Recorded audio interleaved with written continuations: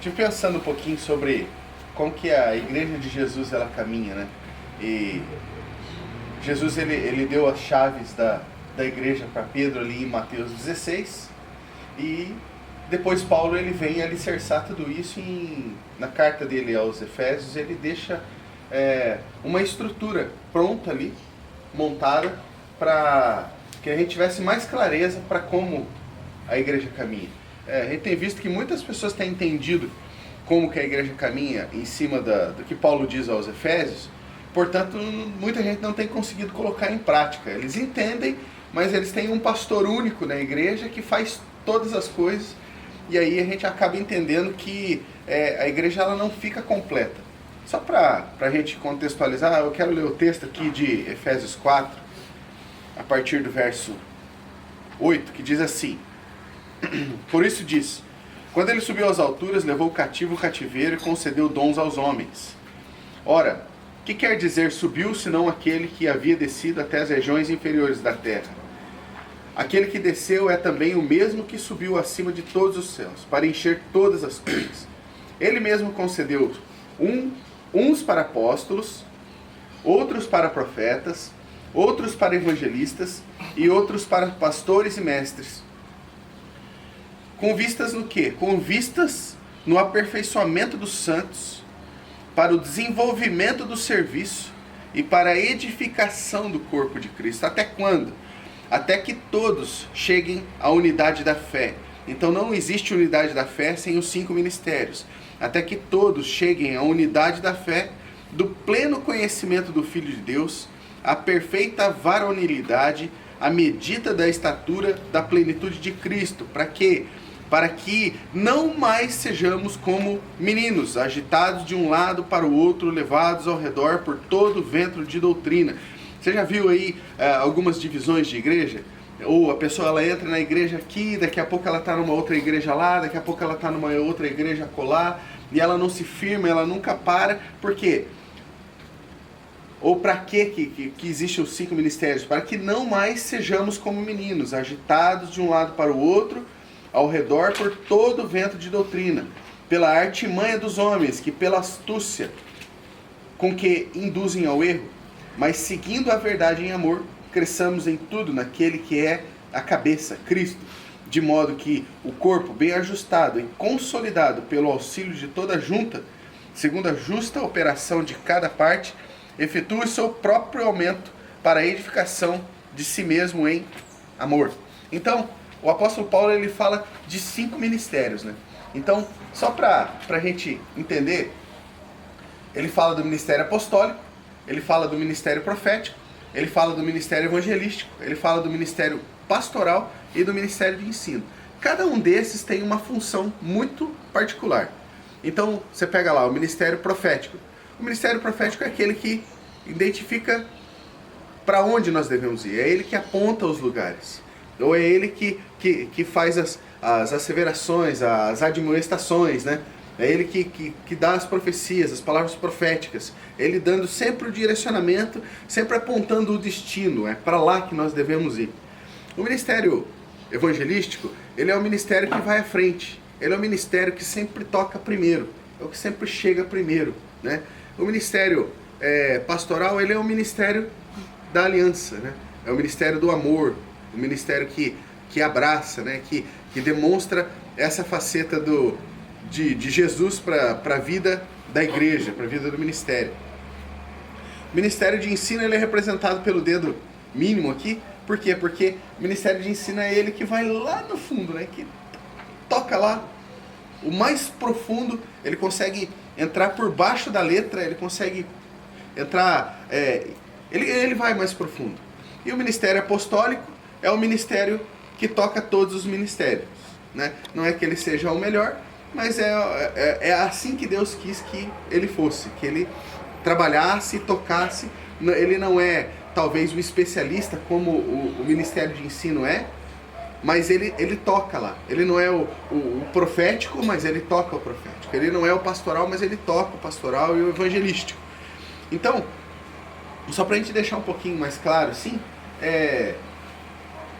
Para o ministério de ensino, Maurício, assim, nós temos entendido que Deus tem te concedido esse ministério.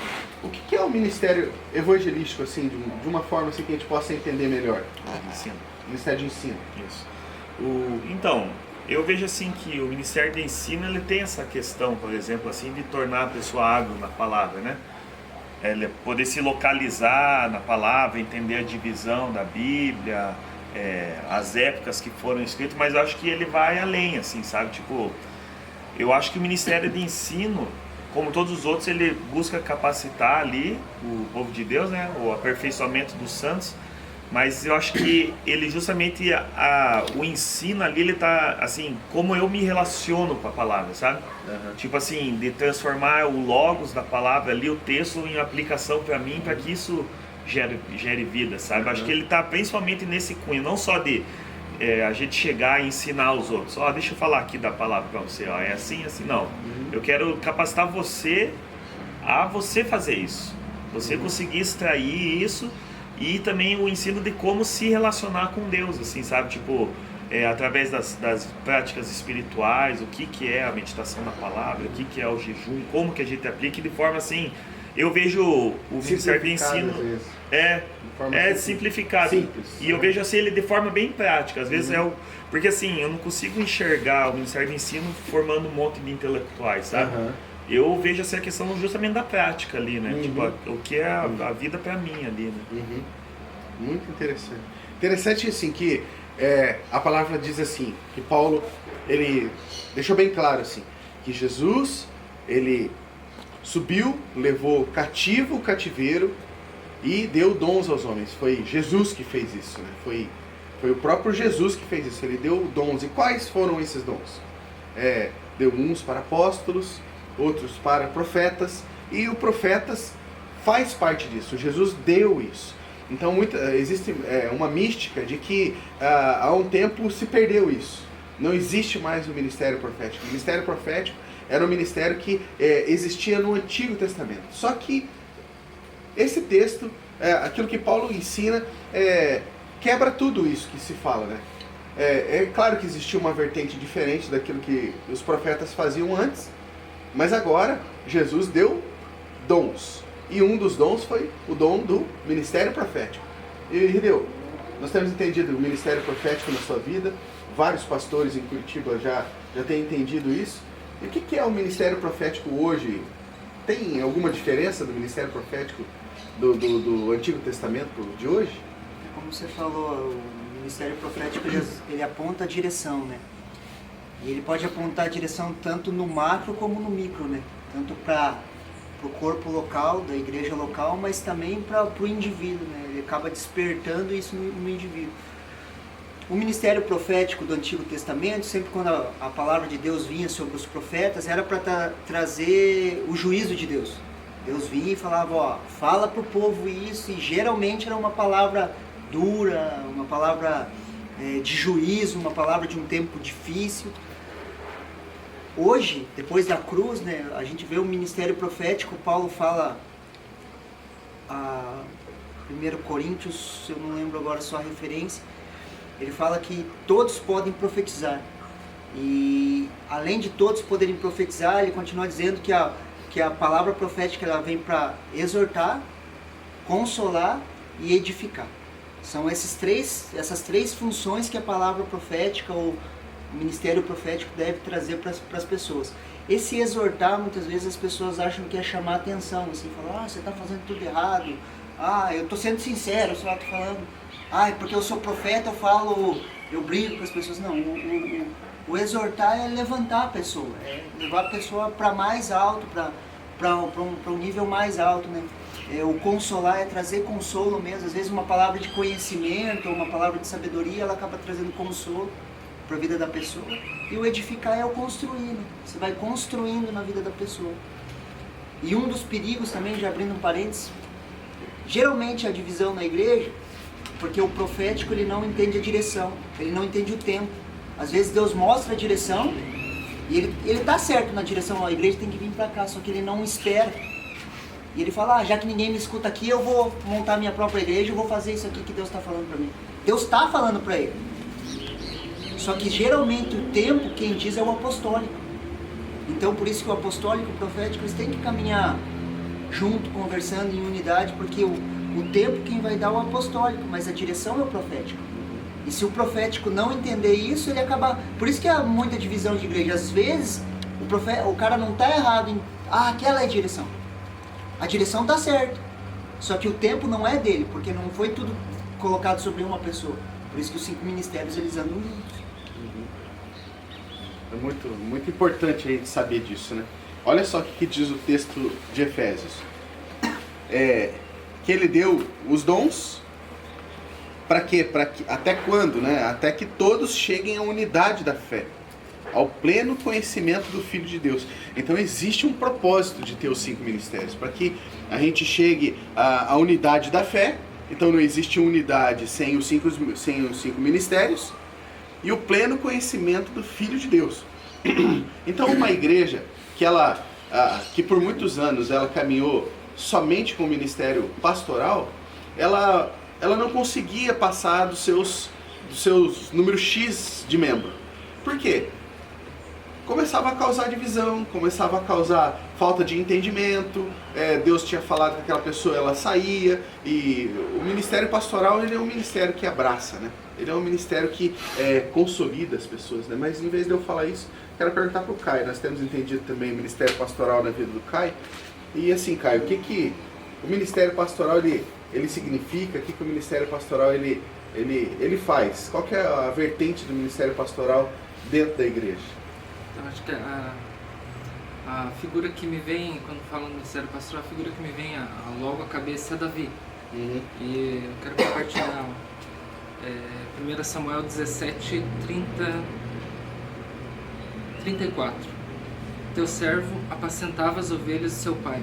Quando veio o leão ou um urso e tomou um cordeiro do rebanho, eu saí após ele e o feri.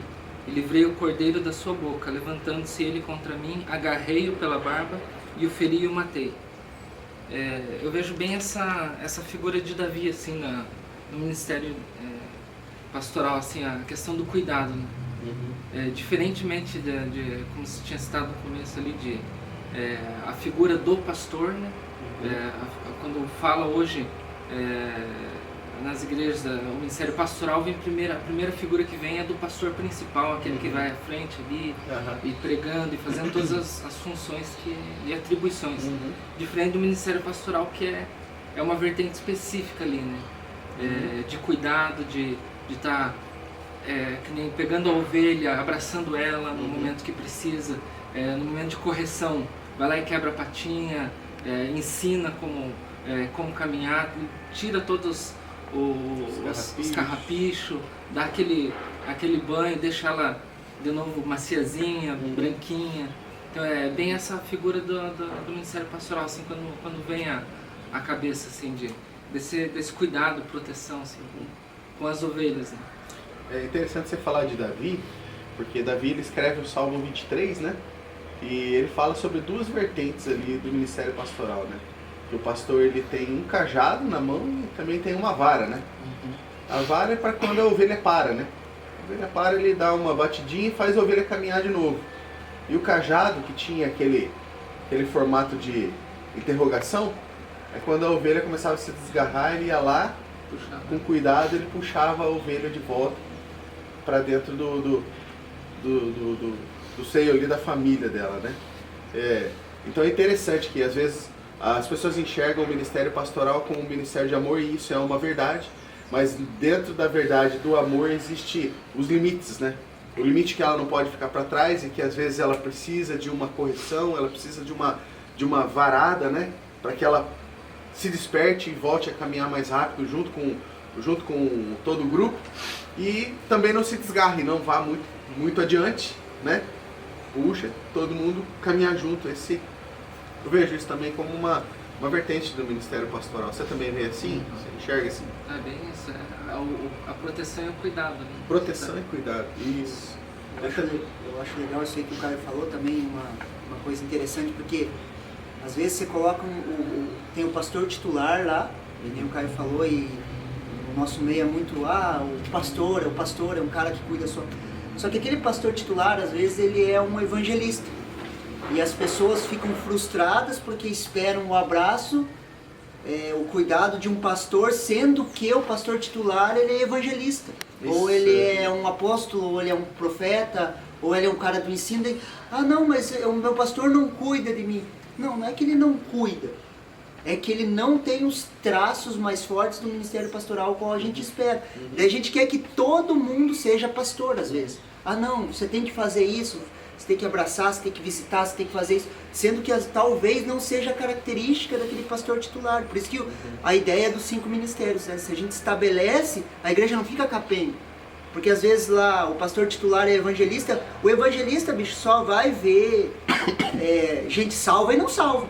Ele não está muito interessado em se o cara está crescendo ou não. Ele está interessado em salva ou não salva. Nós precisamos salvar o mundo, nós precisamos salvar o mundo. E às vezes a pessoa fica carente lá de um discipulado, de um cuidado. Por isso a formação dos 5 ministérios, né? Interessante que o Rideu já falou um pouquinho do ministério evangelístico. O Antônio tem caminhado com a gente, ele tem se aprofundado, é um exímio garimpeiro da palavra, né? Ele gosta de encontrar as riquezas dentro da palavra. O que você tem entendido, assim, Antônio, do ministério evangelístico? O que é o ministério evangelístico hoje? O que eu tenho entendido, assim, que eu vejo que ele é bem simples, entre aspas, que todo mundo já sabe, que o ministério da proclamação das boas novas. Isso. As boas novas, algo muito bom, uma novidade para quem está precisando de algo libertador. Jesus diz em Lucas 4:18, ele fala assim: o Espírito do Senhor está sobre mim, pelo que me ungiu para evangelizar os pobres, enviou-me para proclamar a libertação aos cativos e restauração da vista aos cegos, para pôr em liberdade os oprimidos e apregoar o ano aceitável do Senhor. Então é um ministério que leva isso até aquela pessoa que está lá fora da igreja, muitas vezes não está dentro, está precisando lá fora de como Jesus está falando, de libertação, entender que tem algo novo para ela, que aquilo que ela está vivendo há uma possibilidade dela sair daquela situação e encontrar o Salvador, o libertador dela. É um texto muito assim também entendido por nós e muito pregado na igreja, que é o clássico, né? João 3,16, que é a mensagem-chave. A mensagem-chave que fala assim: porque Deus amou o mundo de tal maneira que deu o seu Filho unigênito, para que todo que nele crê não pereça, mas tenha vida eterna. Não pereça. Então a mensagem para a pessoa falar: você tem a oportunidade de não perecer, mas de ter a vida eterna, de conhecer esse Cristo, esse Jesus, a quem Deus deu o seu Filho para nos libertar, nos salvar, dar vista novamente ao que está cego, tirar as correntes da mão do acorrentado, do que está sofrendo, e trazer para junto dele. Eu acho que é isso, é o ministério da proclamação das boas novas, que vai, como o Deus falou, que é salvar, né? Está vendo e ver aquilo, aquela pessoa que está precisando ser liberta. Interessante que Paulo fala assim: para que precisa de tudo isso? Ah, mas não precisa só de um pastor? Se a gente tiver só um pastor, não precisa mais do que um pastor. Bom, então a gente está indo contra aquilo que Paulo nos instruiu, né? E ele diz assim: para que isso? Para que não mais sejamos como meninos, agitados de um lado para o outro, ao redor, por todo vento de doutrina. Por que todo vento de doutrina? Se eu tenho um pastor na igreja, que ele é pastoral, ministério pastoral, eu vou sentir falta de uma evangelização na rua. Eu sinto falta de missões. Por que o meu pastor ele não se preocupa com missões?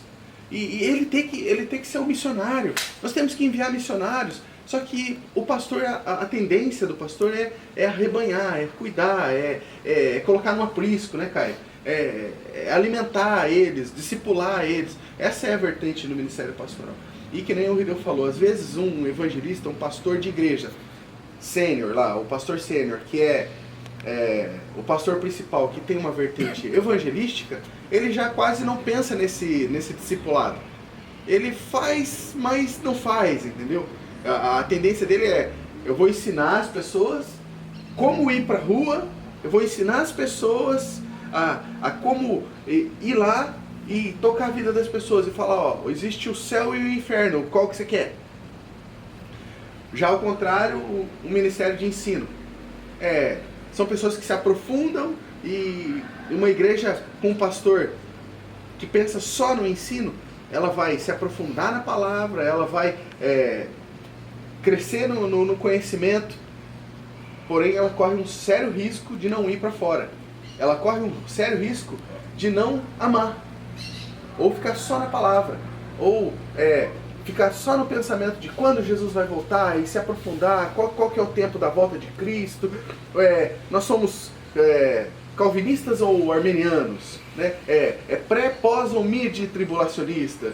E a igreja da vertente do Ministério de Ensino, ela pode parar aí. Então, como que a gente faz? Os 5 ministérios, eles caminham em unidade. Por exemplo, o Ministério Apostólico, ele caminha junto com o Ministério Profético. O Ministério Profético entende o local, ele aponta o destino. O Ministério Apostólico entende o tempo e o modo de como aquilo deve ser feito. O Ministério Evangelístico, ele é aquele que toca primeiro, aquele que avança. O Ministério Evangelístico, eu até brinco, que ele parece aquele cachorrinho que fica preso. Fica preso dentro da igreja e ele fica louco, de vontade de sair.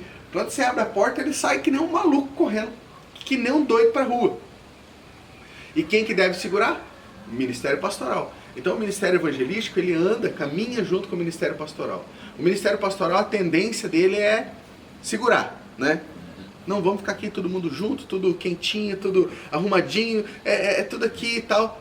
O Ministério Evangelístico pensa no quê? Não, em vez de a gente ficar aqui tudo junto aqui, nós temos que reunir em grupos, pequenos grupos, e fazer células para aumentar e crescer. E aquilo dói no Ministério Pastoral. Do mesmo jeito que se ficar só dentro da igreja, dói no Ministério Evangelístico. Então os dois têm que caminhar junto para tensionar. Porque quando lá o Antônio, ele é músico, né? O Maurício também é baterista, mas no baixo lá, né? Ele é músico, eu sou baterista. Ele é músico e você é só baterista. O que acontece lá na corda lá? Você tem o lugar onde você trava a corda e o lugar onde você tensiona, né? Então o Ministério Pastoral trava, não entenda bem, tá, Caio? O Ministério Pastoral segura, ele quer aquilo junto, e o Ministério Evangelístico, ele tensiona. E nós temos que ter essa sensibilidade de onde que nós vamos encontrar a sonoridade certa disso, né? Então o Ministério Evangelístico, ele não pode sair correndo que nem um maluco. Muitas vezes parece que em algumas igrejas, a igreja está caminhando assim, o Ministério Evangelístico está indo para lá. Porque ele acha que ele tem que fazer, ele acha que ele tem que alcançar as pessoas de qualquer jeito, sem entender, quem sabe, a visão da igreja. Uma coisa interessante enfatizar do Ministério de Evangelização ali, porque ele capacita, ele aperfeiçoa os santos, né? Então, às vezes, assim, quando a gente fala e tal, fica parecendo que é só o cara do evangelista ali que vai. Isso é muito importante. Tipo, só que na verdade o que eu vejo assim é que ele é o cara que mobiliza, né? Tipo, ele tá lá, ele tá ensinando as pessoas como evangelizar, ele tá ensinando as pessoas a aprender a mover ali no poder de Deus para capacitar cada um, né? A poder pregar as boas novas ali, né? E fazer a mobilização, assim, né? Porque senão fica cômodo, né? Sobre ensino. Ele lá, eu não preciso evangelizar, né? Então, aí como que faz, né? O Ministério de Ensino, ele vai dando a base para nós, né?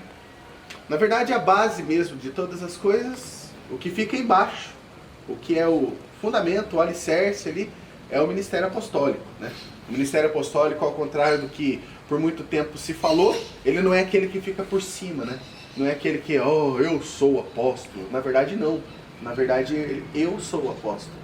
Eu que fundamento as coisas aqui, a carga está sobre mim, e aqui eu vou supervisionando, aqui eu vou fundamentando, eu fundamento um ministério aqui, eu fundamento um departamento ali. Por isso que às vezes nós prestamos conta ao Ministério Apostólico, mas não porque ele é o maior, mas porque é a função dele. É só uma função, não é um cargo, ele não é a pessoa mais importante. Na verdade, a pessoa mais importante é uma só. É Jesus. Ele é a pessoa mais importante. E ali cada um desempenha a sua função de acordo com aquilo que Jesus ele deu. Ele deu uns para apóstolos. E esses que são apóstolos são esses que fundamentam, esses que alicerçam, esses que supervisionam todo o processo para que ele aconteça tudo certinho. É o ministério apostólico que faz com que o bloco todo se mova em uma velocidade só, porque se eu largar na mão, o ministério apostólico ele larga na mão do ministério evangelístico, nós vamos a 100 por hora. Só que se a gente larga na mão do ministério pastoral, nós vamos a 5 por hora. Então é o ministério apostólico que vai fazendo com que o bloco todo caminhe em uma velocidade média, para que não seja rápido demais, para que não seja lento demais, e tudo isso para quê? Agora sim, de novo, né? Até que todos cheguemos à unidade da fé, ao pleno conhecimento do Filho de Deus, à perfeita varonilidade, à medida, estatura, plenitude de Cristo, para que não sejamos mais como meninos, agitados de um lado para o outro, levados ao redor por todo o vento de doutrina, pela artimanha dos homens, que pelas astúcias que induzem ao erro, mas, seguindo a verdade em amor, cresçamos em tudo, naquele que é a cabeça, Cristo, de quem todo o corpo, bem ajustado e consolidado, pelo auxílio de toda a junta, segundo a justa operação de cada parte, de novo, né? Segundo a justa operação de cada parte. Se não tiver a operação do ministério evangelístico, vamos ficar mancos. Se não tiver a operação do ministério apostólico, ficamos faltando, né? Se não tivermos o profético nos dando a direção e apontando o nosso destino, vamos começar a brigar aqui. Porque sem o destino nós não temos um projeto. E quem não conversa sobre projetos, conversa sobre pessoas. Conversou sobre pessoas, as coisas não caminham. A igreja não está aqui para conversar sobre pessoas, a igreja está aqui para continuar o projeto que Jesus deixou, fazer com que as coisas aconteçam e alicerçar tudo para que, quando ele voltar, ele encontre a igreja dele. Ele encontra a igreja dele dentro da nossa igreja, porque existe uma igreja dentro da igreja. Então, essa justa operação de cada parte precisa do ministério de ensino, né? Qual é o ministério mais importante, então, pastor Fábio? Qual que é o ministério mais importante? Eu acho que uma coisa que a palavra ela enfatiza bem no versículo 15 mas seguindo a verdade e amor, cresçamos em tudo naquele que é o cabeça, Cristo. Então, o cabeça, ele não é, o mais importante não é o apostólico, não é o profético, não é o evangelista, não é o pastoral. A cabeça é Cristo. E cada um operando nas suas partes. Então, todos somos importantes, mas quem mais é o mais importante? A cabeça, né? Então, é isso. Para que todo o corpo bem ajustado e consolidado, pelo auxílio de toda a junta, segundo a justa operação de cada parte, efetua o seu próprio aumento para a edificação de si mesmo em amor. Então a nossa oração e o nosso pedido é que Deus nos dê graça de caminhar em cima dos 5 ministérios, que o ministério profético ele nos dê o norte, nos dê a direção e que nos dê a palavra profética para nos gerar ânimo de avançar, que o ministério de ensino ele venha nos alicerçar com a palavra, nos fundamentar na verdade, que o ministério apostólico venha nos levar como um bloco, nos direcionando, nos fundamentando, alicerçando e supervisionando para ver se todo o bloco está se movendo em uma velocidade única, que o ministério pastoral ele envolva as pessoas, embriague as pessoas com amor, com graça, com cuidado, com proteção, né? Que o amor na vertente do cajado, que o amor na vertente da vara flua dentro do nosso ministério e que o ministério evangelístico toque as pessoas, faça projetos para alcançar os perdidos, para trazer aqueles que estão na escuridão à luz, para mostrar que existe um reino da luz e que eles podem ser transportados do reino das trevas para o reino do Filho amado, e que todos caminhemos dentro desse entendimento, que não é uma pessoa só que detém todos os ministérios. A única pessoa que detinha todos os ministérios foi aquele que morreu na cruz, e agora ele precisa do seu corpo, né? O corpo que cada um tem uma parte dele, cada um forma uma parte dele, formando o corpo dele. Que Deus nos dê essa graça, que Deus nos dê esse entendimento. Esse é o nosso pedido, essa é a nossa oração, em nome de Jesus. Deus abençoe você.